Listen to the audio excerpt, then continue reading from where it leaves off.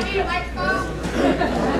I'm just curious why, if the demographics that we're targeting for extra voter enrollment and everything with the young people, the blacks, Latinos, that category, are we also approaching gay, lesbian? Of course, yes, absolutely. Okay. Yes, absolutely. Yeah, exactly. Well, and how the targets were determined is in essence voter, where we had lots to do. You know what I mean? You know, in terms of where we needed to increase our numbers substantially, and where there were communities that were not being reached. So absolutely. But I mean, obviously, those are not the only folks we're targeting, but those are particular categories, particularly young voters. But young voters, in actual fact, had record turnout in 2018, but it wasn't enough. You know, and so we really need to increase that. The same thing with Hispanics. You know, with all the poo-pooing about, you know, the Hispanic vote didn't come out. Hispanic vote did. You know, we actually won in the Hispanic vote substantially, and the Hispanic vote increased a lot over 2016. But it wasn't by the numbers that had been projected or that we needed. So in order to get them, we need to add voter registration, and also target folks to make sure that they have a reason to come out and reach them through communications, and make sure that we have people, you know, canvassing and doing significant outreach among those communities. That doesn't exclude other categories, but those are particular ones that we were targeting.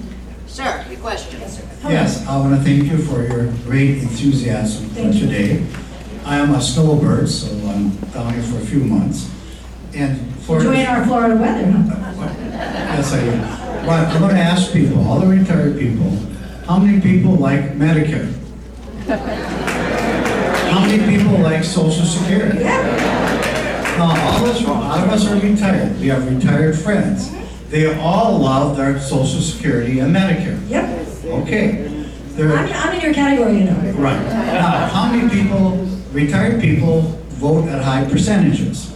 We all know that. Yes. And what happens is that I've talked to a lot of retired people, and I talked to them about Social Security and Medicare.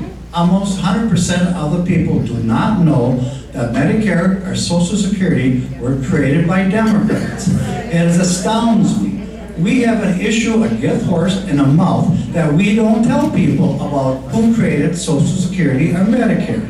We should have a 15-second or 30-second commercial saying who's going to protect Social Security and Medicare, and tell them who created it, and remind these retired people that vote almost 100% that you all should be Democrats. And that's a message that is missing, because I talk to a lot of people, they don't know about the creation of the program. So I think that we should emphasize that the Democrats created the program, put a commercial on TV and tell them that we're going to protect that program. We've got to do it now. It's been lacking for years and years and years. And I agree, and I thank you very much. What's your name, sir? My name is Terrie Rizzo. Carrie, thank you. Now here's another thing too. Can I answer this When you go around the villages or anything, you see those red hats. Yeah. Okay.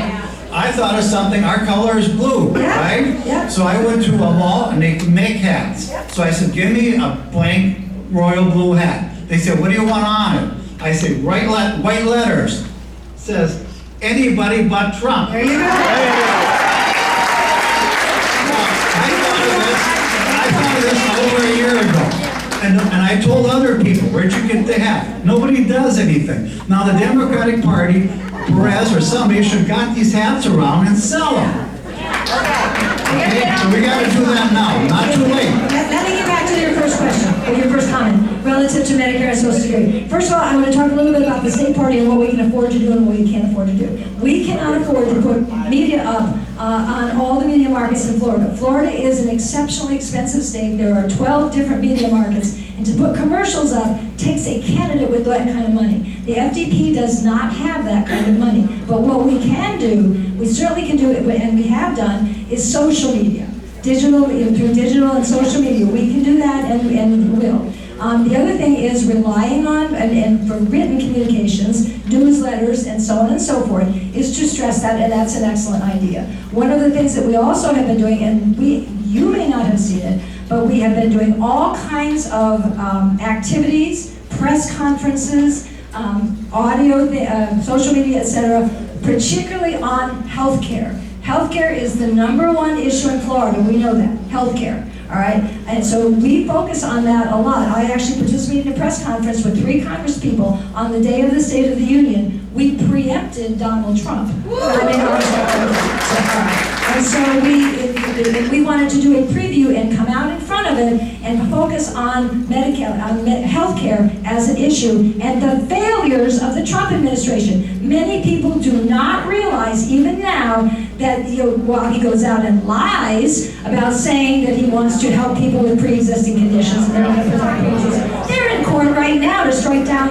the ACA, which would get rid of the coverage for pre-existing conditions. And so therefore, that's one of the things that we focused on and got it out in the media. And that made a lot of press coverage around the state with, in terms of that. So that's the kind of thing we do. But we cannot, and just so that you know, we, as a state party, as I said, we raised a record amount last year of $6.5 million. That would probably buy, a couple shots on TV, and for the entire state. We, as a state party, cannot do that. But what we can do is, as I said, social media, press, and create the opportunity to get the message out, and then rely on people like you to help us get it. Right? Yes. Oh, there. Yeah. This is the hat you guys need. It says "Make America Intelligent." There you go.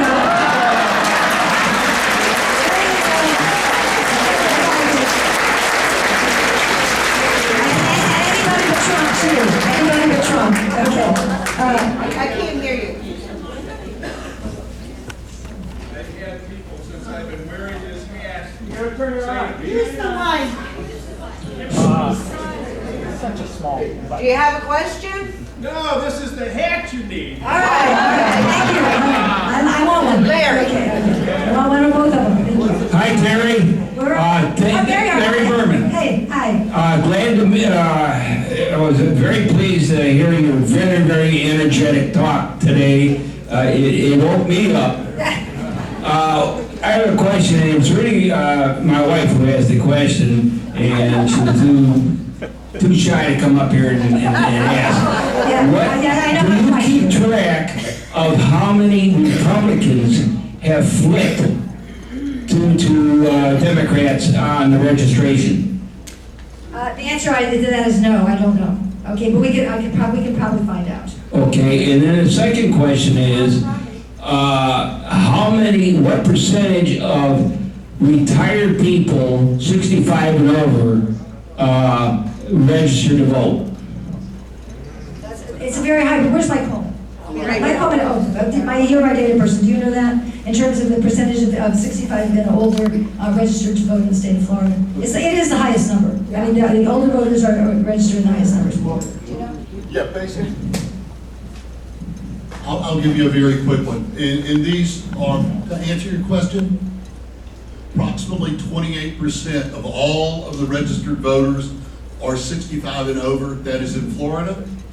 The Democrats, our registration is about 25, 25, 25, 25, meaning 18 to 34, 35 to 49, 50 to 64, and 65 and over.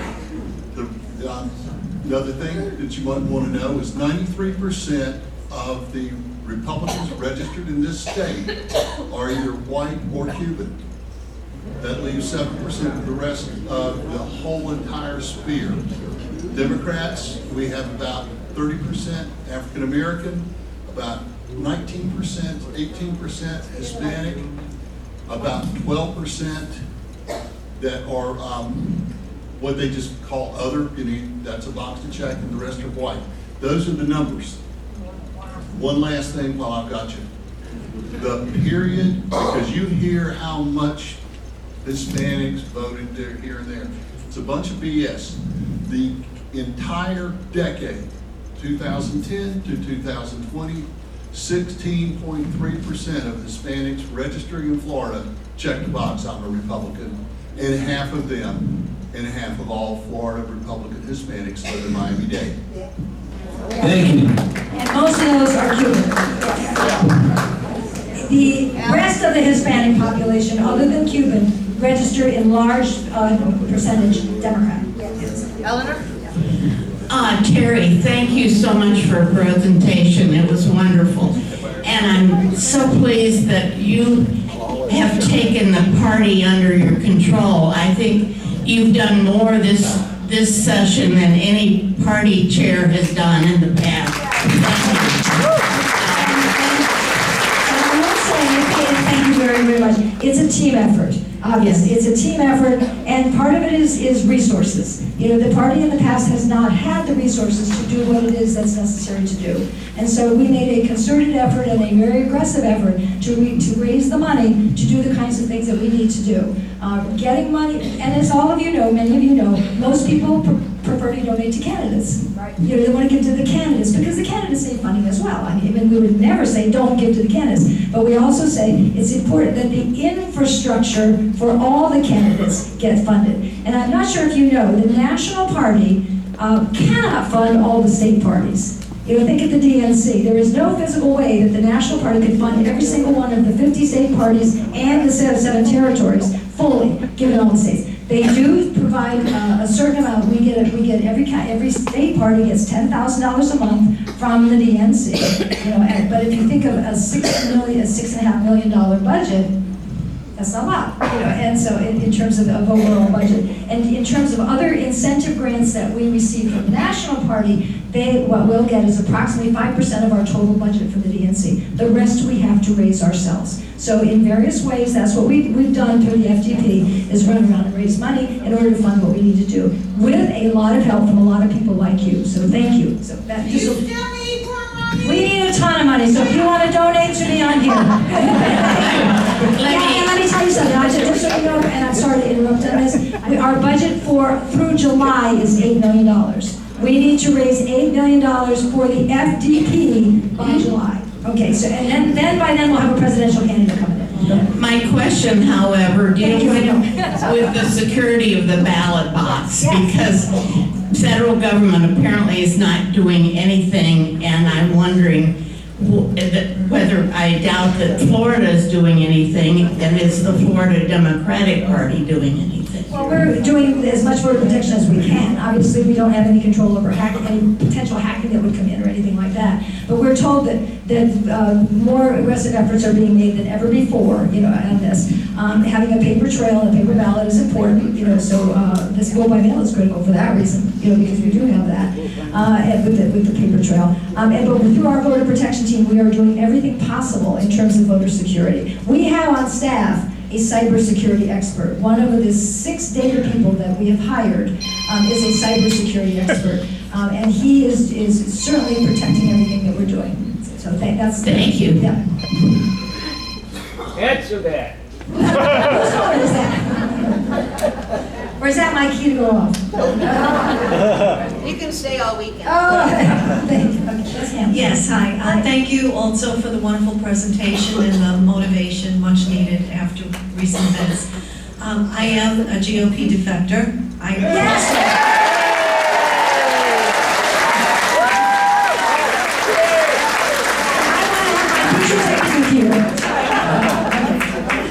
And I also, my question is there any effort being directed towards targeting or locating the displaced Puerto Ricans who were removed from, okay. Yes, the answer is absolutely To yes. register them. To register to vote.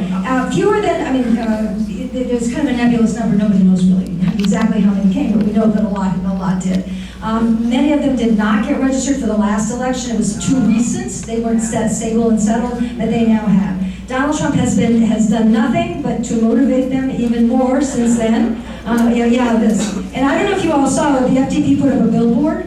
One of the things that we did was put up a digital billboard with a picture of Donald Trump throwing the paper towel across the highway, or on the highway, where he had to go for a motorcade so that he could.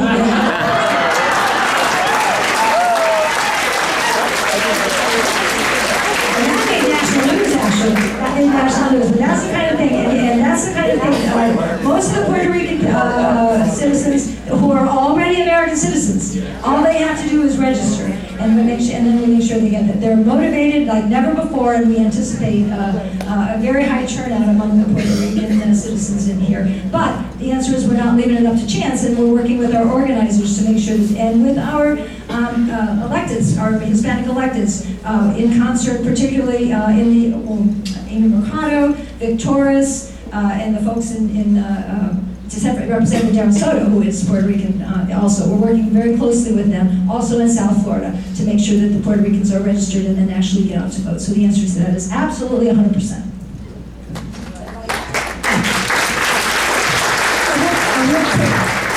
Question, is there any status on letting our prisoners who have been released to give them their right to vote, which we as a group said that they could vote?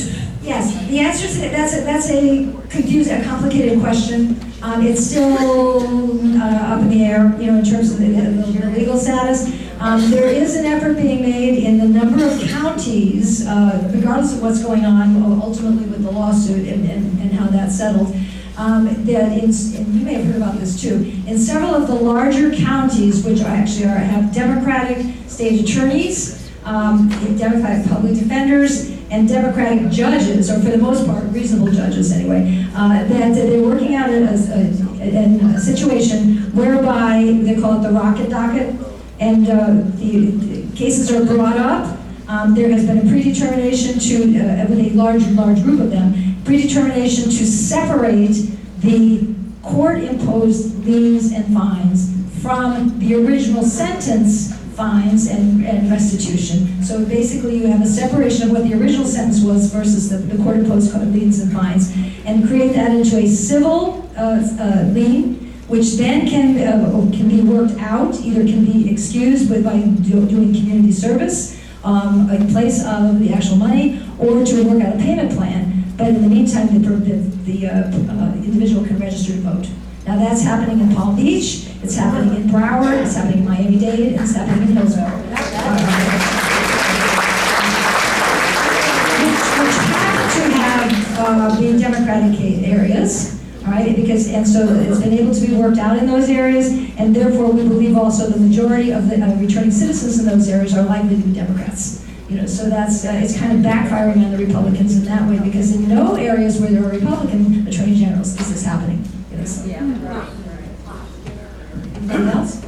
Everybody good? Yep.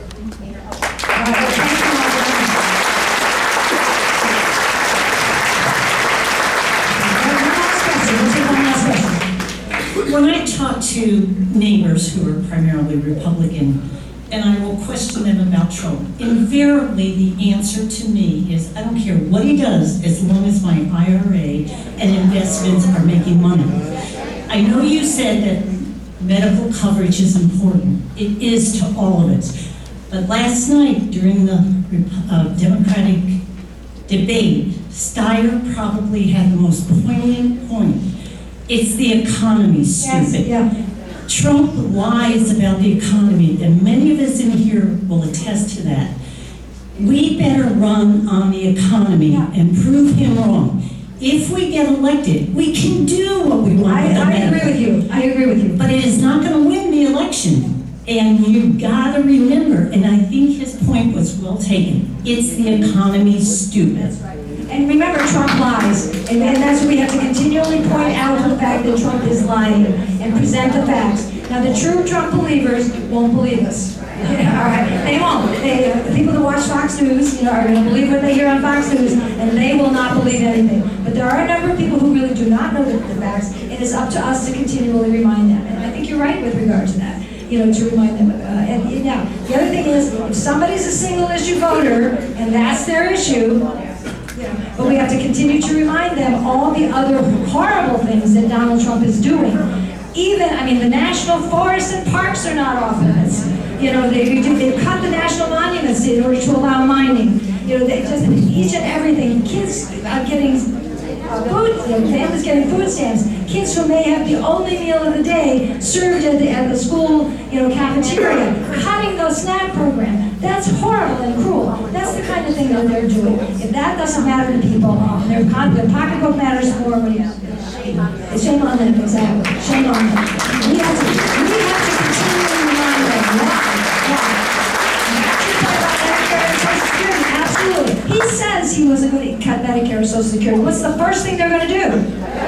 Yes, and we have to remind them about that. Well, you're the ones that are are gonna be out there reminding them. You're the ones that are the soldiers on the ground, you know, the boots in the field. We need each and every one of you out there talking to your neighbors and making sure and doing everything you can to help us get the vote out. It is critical, it is imperative. Every vote matters this year. Every single vote. So anything you can do to help, volunteer, please do. And yes, please give money. Okay?